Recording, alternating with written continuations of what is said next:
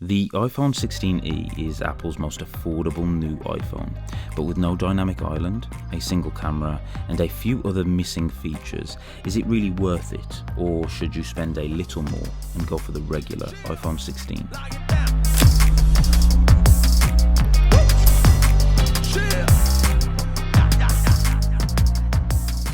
When it comes to design, I honestly love both of these phones. They're clean, they're minimal, and unmistakably Apple. I've got both in the white finish, and they've done such a good job at resisting fingerprints. They always seem to look as fresh as the day I unboxed them. There are a few subtle differences worth mentioning though. The iPhone 16e has a single rear camera, and while that might seem like a compromise, it actually has one surprising benefit. It barely rocks when you lay it flat. The camera bump is so minimal, it's almost not there, and to be honest, I've missed that. I would love for Apple to figure out a way to eliminate the camera bump entirely on all their models. Now, the 16e does skip out on the new camera control button, but as I've said before, that's not something I use. In fact, I've completely disabled it on my 16 Pro, so for me, it's not a loss at all. What is nice though is that the 16e still keeps the action button, a really cool feature that's become one of my favourites on recent iPhones. So in that sense, the 16e actually holds its own from a design standpoint. As for the displays, both phones feature Apple's Super Retina XDR OLED technology and are locked to 60Hz refresh rates. So whilst they're technically the same on paper, the regular iPhone 16 does have the dynamic island, which Apple decided not to include on the 16e. The dynamic island doesn't really change the game, but I personally do miss it when using the 16e. It adds that little extra bit of polish to the overall experience. It's such a clever integration of hardware and software, very Apple, and I personally think it would have brought some nice consistency across the whole iPhone lineup if they'd included it on the 16e too. That said, I don't think it's worth spending £200 more just to get the island. The actual display panels are nearly identical otherwise. They look sharp, bright and colourful, everything you'd expect at this price point. But I do think it's fair to say that at this stage, we really should be seeing 120Hz displays across the board. After using ProMotion on the Pro models, you do notice the difference. The 16 Plus in particular felt slightly choppy to me compared to the smaller models, but that might just be in my head. Overall, from a design and display standpoint, these two devices are very similar, and for me, that actually says a lot about the cheaper iPhone 16e. Don't feel like you need to stretch for the regular iPhone 16 just to get a nicer phone, because in the hand, they're both just as good. Both the iPhone 16e and the iPhone 16 are powered by Apple's latest A18 chip, giving you flagship level performance no matter which one you choose. Both phones share a 6-core CPU and the same 16-core neural engine. The only technical difference is the GPU. The regular 16 has a 5-core GPU while the 16e has 4 cores.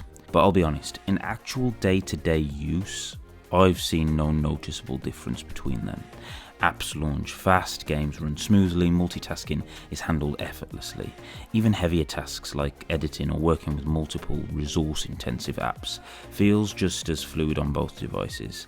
The experience is genuinely top tier on both phones. If you're deciding based on performance alone, the 16e more than holds its own. But the part that's really surprised me, genuinely, is battery life.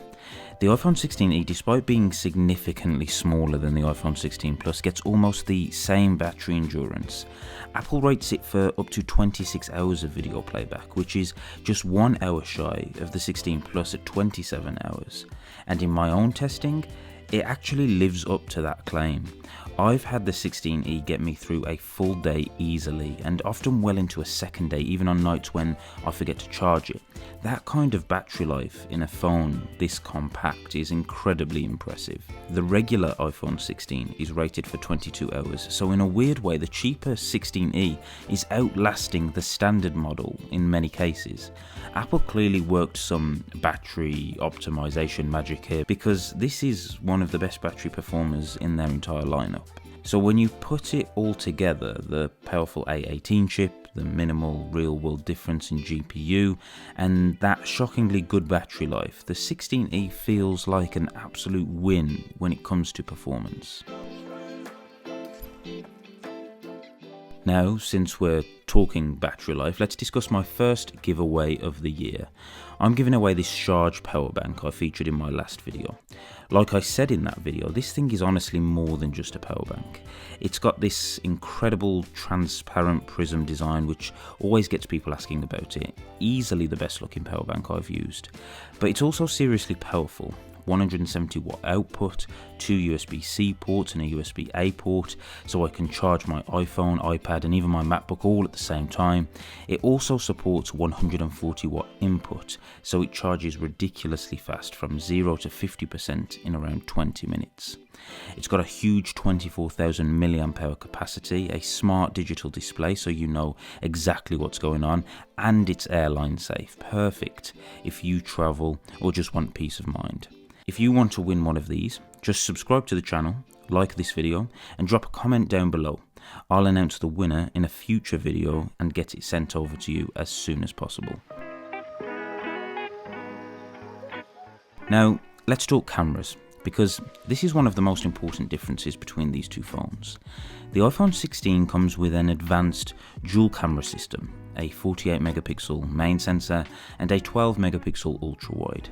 The iPhone 16e, on the other hand, has a single 48 megapixel sensor, a 2-in-1 system that does a really solid job but lacks that ultra wide secondary lens. Now, in terms of pure image quality, both phones actually perform incredibly well. You're getting the same super high resolution photo options, 24 megapixel and 48 megapixel, and honestly side by side, in good lighting conditions, it can be genuinely hard to tell which photo came from which phone. I've been taking lots of photos on both phones and I'll show you some examples here. As you can see, the 16E holds up very well. Great dynamic range, great detail. The 48 megapixel sensor here on the 16E is clearly no slouch. But let's talk about that ultra wide lens, because that's where the regular iPhone 16 pulls ahead. It's not just about fitting more into the frame, though that's obviously useful in tight spaces or for landscapes. It's about the style for me. Ultra wide shots have this immersive, creative feel to them. Personally, I love using it when I want to change up the perspective. And I'll be honest, when I switched to the iPhone 16e full time, the ultra wide was one feature I genuinely missed. Not in every situation, but just enough to notice. It's one of those things that once you've had it, you'll find yourself reaching for it instinctively, and with the 16e, it's not there. The regular 16 also has macro photography support thanks to that ultra wide and the ability to shoot spatial photos and videos, both of which are missing from the 16e. For most users that might not matter much, but if you're someone who enjoys taking close-up shots or experimenting with the latest features, it's something to keep in mind. So if you're just shooting point and shoot style, portraits, food, pets, daily stuff, the 16e will more than deliver. It's fast, reliable, and produces fantastic results. But if you know you'll miss the ultra wide, or you already use it a lot on your current phone, then the iPhone 16 is probably the better choice for you. This is actually the only real reason I would personally recommend going for the regular iPhone 16 over the 16e. However, the fact that this is the only area where the 16 pulls ahead, I think says a lot again about how capable the iPhone 16e really is.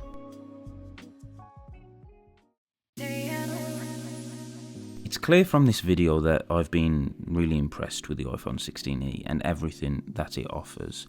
You're getting access to a lot of Apple's latest smartphone tech, the A18 chip, fantastic battery life, a great camera sensor, and all the core iOS features at a price point of £599.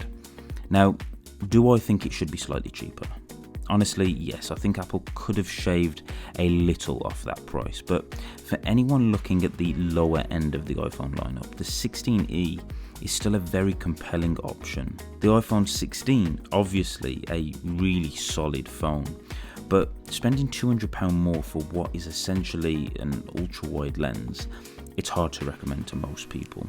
You need to decide if that ultra-wide camera is worth the extra cost, because that's where you'll notice the biggest difference. And if not, then the iPhone 16e is seriously impressive. It performs incredibly well, feels premium, and it's honestly been my daily driver since I unboxed it.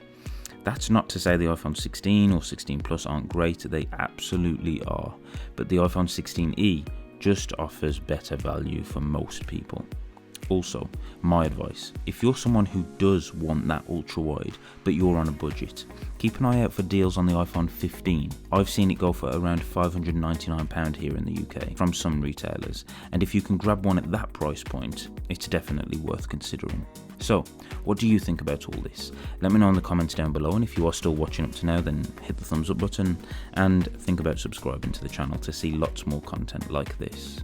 For now though, thanks for watching, and as always, I'll see you in the next video.